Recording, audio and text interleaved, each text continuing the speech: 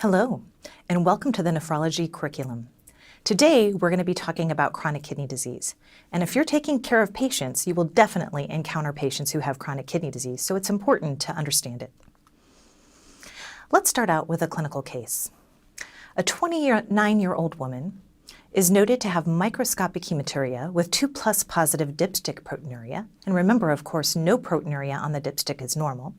And this is taken on screening labs for a life insurance policy. It was confirmed on a repeat urine analysis 3 months later at her primary care doctor's office.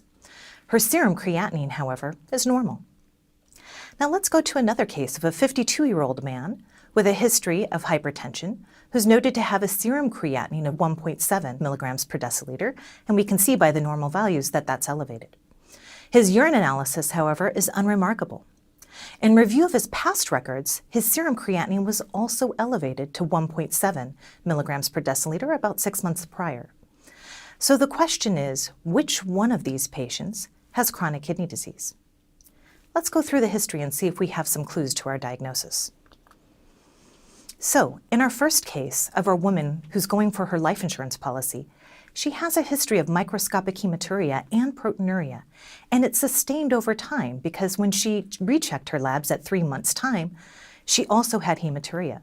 So that's really suggestive of chronic kidney disease in terms of that there's clinical damage to the kidney. How about our second case of our gentleman who has an elevated creatinine?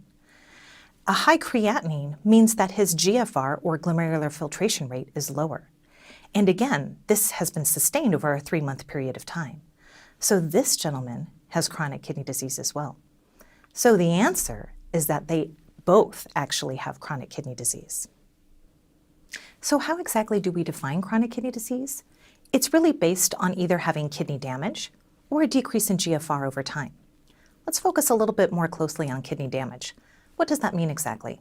It could be that there's a pathologic abnormality of the kidney, meaning that if my patient perhaps is diagnosed with IgA nephropathy, I have a renal biopsy, I look at that biopsy and I see evidence of clinical disease with IgA nephropathy, even though their creatinine is normal, let's say at 0.7, they still have evidence of disease by biopsy. It could be clinical markers of kidney damage. That would be something like proteinuria. So normally we excrete less than 150 milligrams of protein in our urine. When it exceeds that, greater than 150 milligrams, and that's sustained over time, that would also be a marker of having kidney damage. Albumin, which is the principal component of protein in the urine, if that is greater than 30 milligrams, that also exceeds the threshold of having normal values. So that patient will also have evidence of clinical damage if that's sustained over time. Glomerular hematuria is another sign of clinical damage. That means that you have those funny shaped red blood cells. We call them dysmorphic because they have funny shapes on their membrane as they have blebs since they transverse that glomerular basement membrane. We can also see things like red blood cell casts. When we see that clinically, we know that that patient likely has glomerular damage. Other clinical markers of kidney damage include imaging. So I might have a patient who has polycystic kidney disease, and they potentially could be early in their course.